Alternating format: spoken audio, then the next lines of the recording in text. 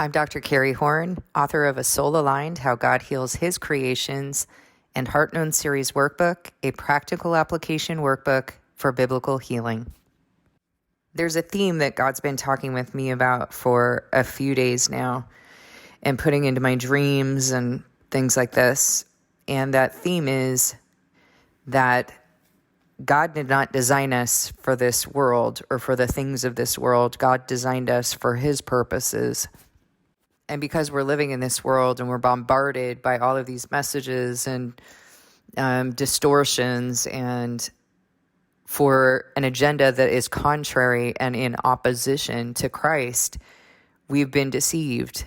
And it's really hard to get back to understanding what it is that God desires and why it is He's designed us for that purpose.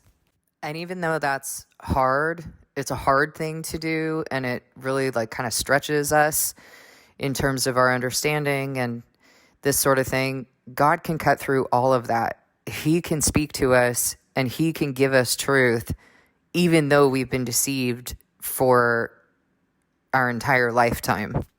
And all throughout the Bible, God talks to us about return to Him and He will heal us, return to Him and He'll restore us.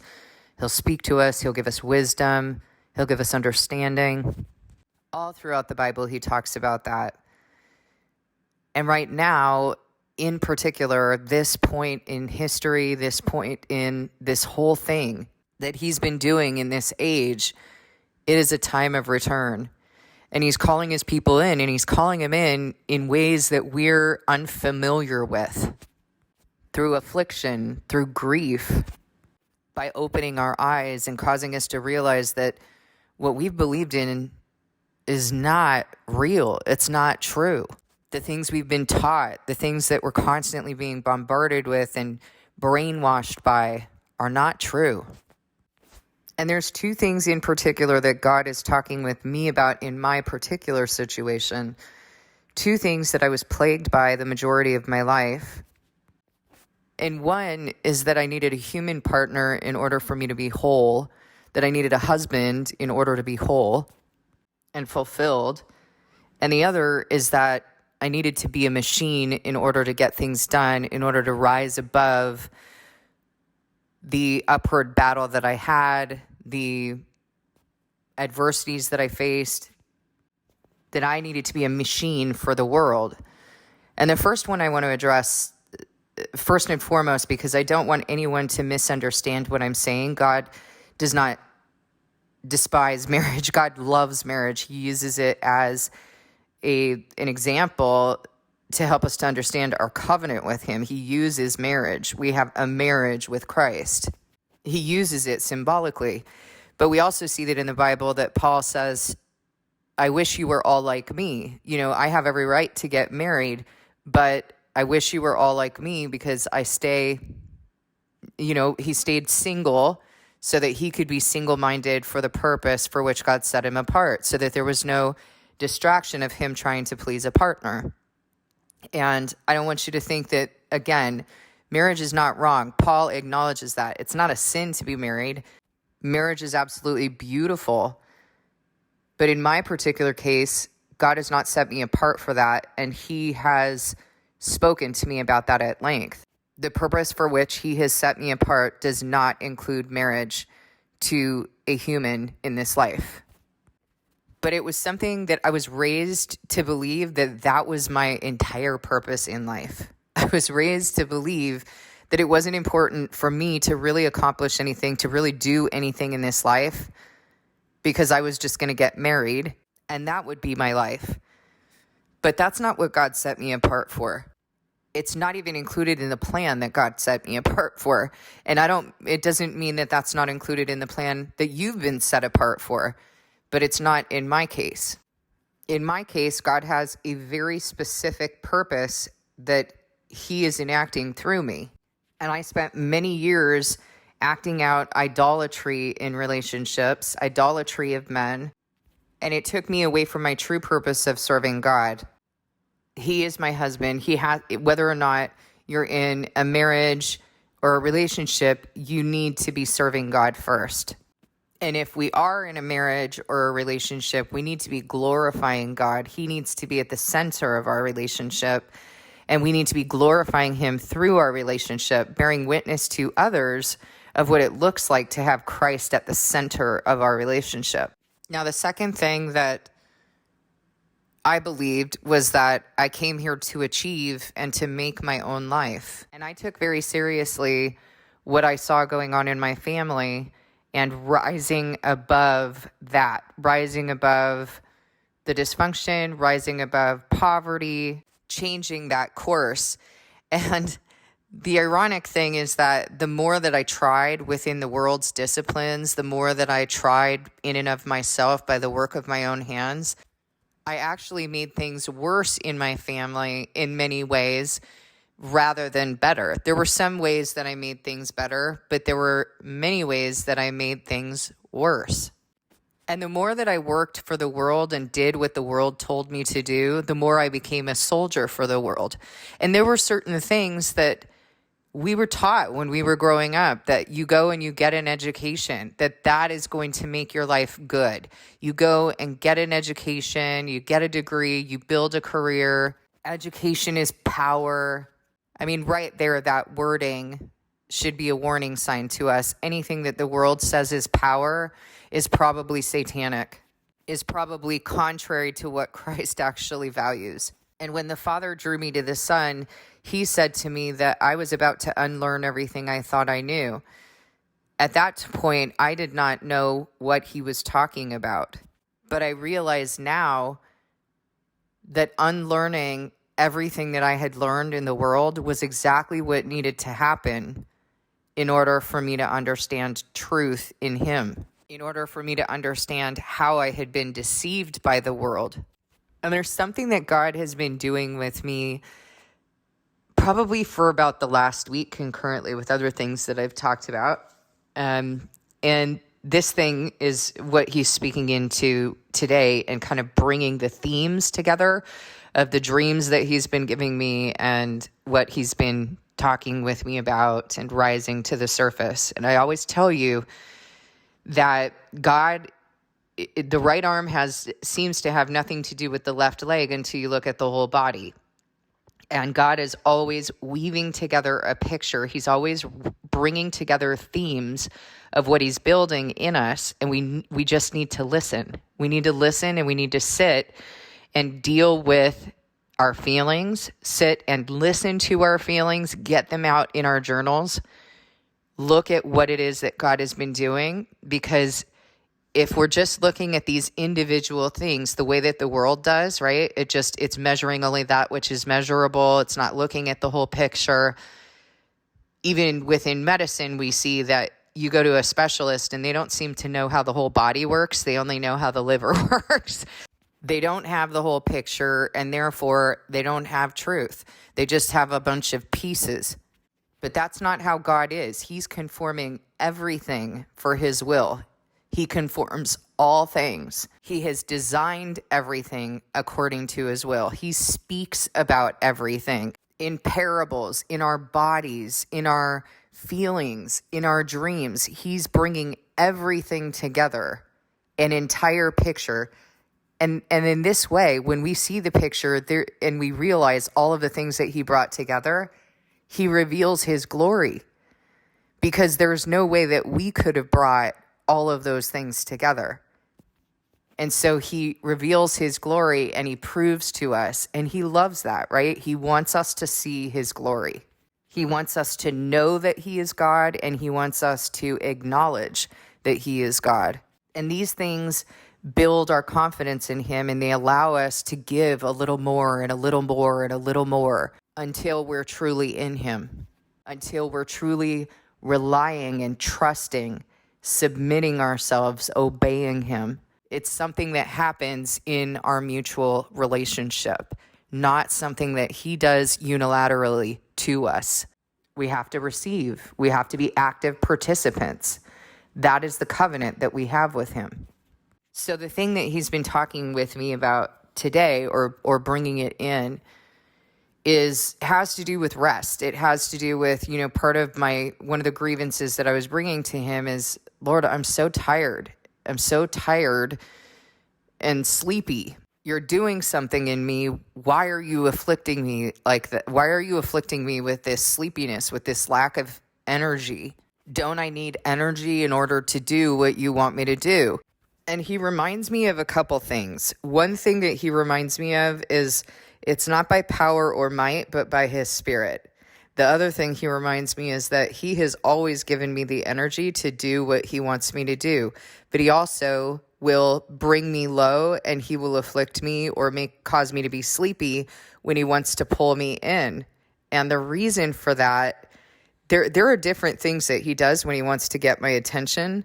That's one thing that he does. Another thing that he does is he'll wake me up around 4:30, like around that time. And I know, okay, he wants to talk to me. Now, could he talk to me at 7:30? Sure, he could. If my flesh was down, if I wasn't waking up with all my ideas and thoughts and desires that get in the way and plans. So if I have not been disciplining my flesh, or if he wants to get me when my flesh is down, he will wake me up. And if there is a specific message that he wants to speak to me, and he needs for my flesh to be low, he will do things like that, like wake me up when I'm still kind of in a twilight sleep. And that is because, again, I need to be in position in order for him to talk with me and in order for me to actually listen. Another thing he'll do is tell me to do a fast. And if I'm really not listening to him, he will send a situation. His voice will get louder. And we know that the Lord does not send grief willingly, but he does send it if that's what's needed, and we're not, because we haven't been listening or we're not bringing ourselves into position. He will then bring us into position. So God will give me whatever is needed in order for me to do his will. But again, it's not by my power, not by my might, not by my ideas or plans or anything else that God accomplishes his will. The work he requires is submission, obedience, and reliance. It's not the work of the world. It's so contrary to the work of the world, right? Because if the world told me to make this video, for example, I would then go research what some man had to say about what it is that I was going to teach you. And then I would cite that. I'd be so bogged down in citing the research and making sure I'm substantiating my claims with man. Who is man anyway, by the way? But I'd be so bogged down with that and the planning and the carnality involved, there would be no God in that message. And that is the intention of the prince of the world. That's the intention of Satan. That's why he establishes all of these strategies and tactics within the world in order to deceive us, in order to make us think that that is somehow normal. That's not normal. You know what's normal? When you feel tired, you take a nap. You rest. And it just might be that God is causing you to take a nap because he needs your flesh to come down. But the world will tell you, you can't just take a nap in the middle of the day. You need to drink some coffee and suck it up. God's not going to pay your bills. You have to work these 2 jobs, or you have to fill in the blank, right? You know all the things that the world tells you to do, but God makes us sleepy for a reason. And then we go to a doctor and we think that we have some sort of syndrome. So we start fabricating this syndrome in our heads that, oh, I'm just so tired all the time. I don't know what's wrong with me. And in my lifetime, I've been placed on stimulants. I've been given supplements. I've been given all kinds of stuff. For what? The way God designed me? If God is making you sleepy, he's calling you to rest in him, to trust in him. And in order for us to give ourselves permission to do what God is speaking into our bodies, take a nap, for example, take a break from the world, or even trust that it's okay for us to take a nap. We have to trust him. We have to rest in him. We have to rely, and we have to believe that God is the one doing this and that it's okay. He's going to take care of us. And when I'm first working with people, most people have a spirit of fear that's been compelling them their whole lives, or the majority of their lives. And when they do their fast, this is one of the things that comes in, right? When they first start healing, they start to feel sleepy, but they also concurrently feel peace. And they'll say things like, and especially these like people who have chronic illness, quote unquote, chronic illness or chronic issues like in their bodies, they'll say things like, I can't really explain this, but I know that God is healing me. I just feel peace and I've just been resting. That is invariably what people tell me when they first begin to heal. And it's like so profound to them because they haven't been resting. That's like contrary to their experience in this world. They have not been resting. They haven't felt peace. And so it's really profound for them. But I want you to know that's our design. We are not meant to be machines for the world. We're not meant to be going from here to there to here to there constantly. We're not meant to be jacking ourselves up on caffeine. By the way, caffeine was not even a thing when Christ, that was not something that Christ drank. That wasn't something that Christians got together at Starbucks or whatever the biblical Starbucks would have been. There was nothing like that back then. Coffee was actually discovered as and used as an insecticide because it jacked up the autonomic arousal of bugs and killed them. So we're able to drink it because we are bigger than a bug. Our bodies are able to tolerate it, but you need to understand this was used to kill a smaller creature. It's not good for us, first of all, but my major issue with it is that it increases autonomic arousal, which is the very thing that we're trying to decrease so that we can hear God. It is something that takes us away from personal relationship and attunement. It takes us out of the heart and spirit and into the flesh. And we're doing all of this work to get into the heart and spirit. Why would we want to take something that's going to work against all of the work that we're doing?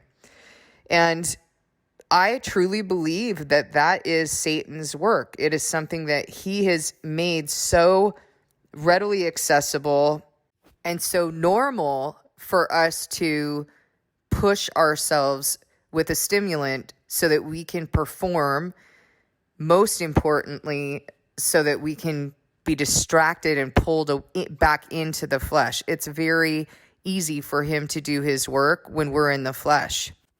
So I think that it would be impossible for me to really cover all of the strategies and tactics of the enemy in the world that go against our design. But what I want to encourage you to do is to begin thinking about attuning yourself, praying about what your design is, and start paying attention to the way that the world or the prince of the world through the world attempts to distort your design and take you away from God. The lies that you've been fed about what your design is, what your purpose is, and what you're doing here. It is not God's value for you to go and get an education of the world and continue to be in your carnality all the time, right? Mandatory education, always having to be in your carnality, always having to be judged based on your carnality, graded on your carnality, brainwashed, indoctrinated, not just about information, but about what matters. what your purpose is, what your design is. You have not been designed for this world. You have been designed for Christ.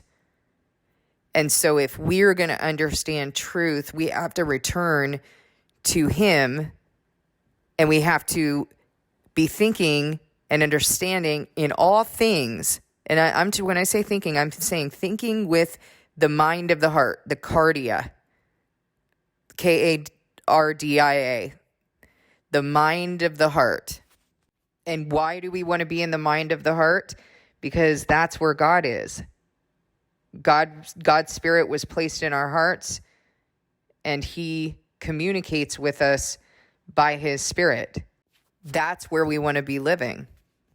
And so in all things, we need to be wondering and conforming ourselves back to, how did God design me? What is God's will for me? What is His desire? And that desire to understand that begins in our hearts God is going to speak into that. And everything else is going to begin to make sense.